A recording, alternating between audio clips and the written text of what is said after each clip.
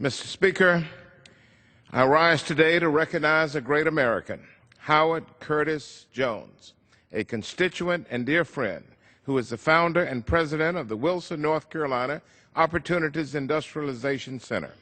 This past Monday, September 29th, Mr. Jones was presented with the Outstanding Rural Leader of the Year Award at an auspicious occasion in Raleigh, North Carolina, the highest award bestowed by the North Carolina Rural Center and the Rural Economic Development Organization.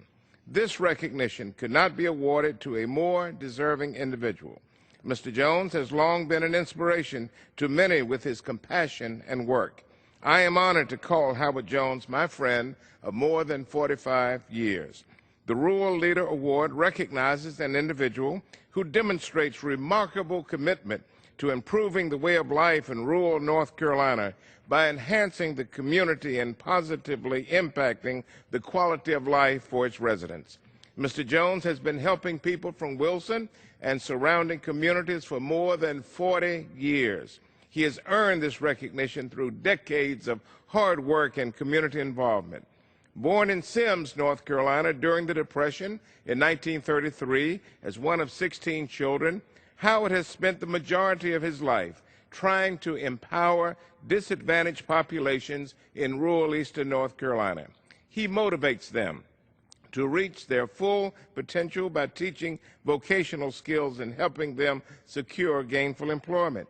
In 1972, after returning to his home community from employment in New York City, Mr. Jones started OIC of Wilson, a 501c3 tax-exempt organization, with the goal of helping to empower individuals to find employment opportunities. Wilson OIC, as we call it, provides services to disadvantaged youth and adults, including pre-vocational training, employment readiness and referral services, health educational programs, and programs to help dislocated workers transition to new careers. Remarkably, Mr. Jones began OIC with little more than his faith in God, unshakable resolve, and steadfast dedication that it could be done.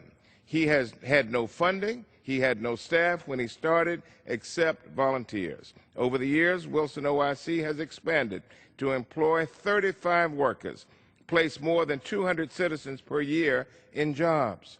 Importantly, Wilson OIC adapts to the services and training they provide to our changing world and assists clients with acquiring the skills needed to compete in the 21st century economy. For 10 years, I had the honor of serving as board chair for Wilson OIC and was involved in helping to secure its present site, which was an abandoned elementary school in the city. In addition, Mr. Speaker, to Mr. Jones's work with OIC, he has been a leader among OICs nationally and internationally. He was a personal friend and confidant of the national founder, the Reverend Dr. Leon Howard Sullivan, who must be remembered as the first African American to serve on the board of directors for General Motors.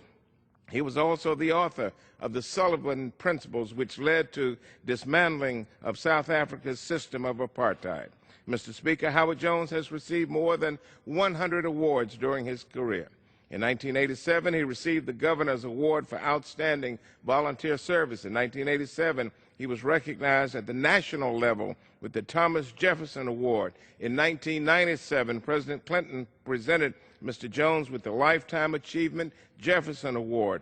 And in 2009, he received the first Community Stellar Award by Success Dynamics. The list goes on and on. Finally, Howard Jones and Wilson OIC 4 times each year distribute thousands of pounds of food to low-income families in the community.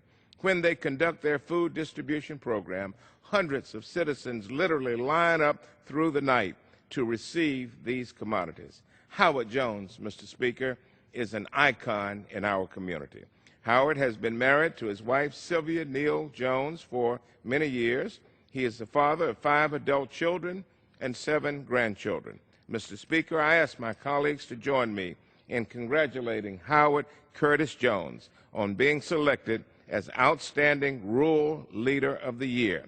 He is most deserving of this honor.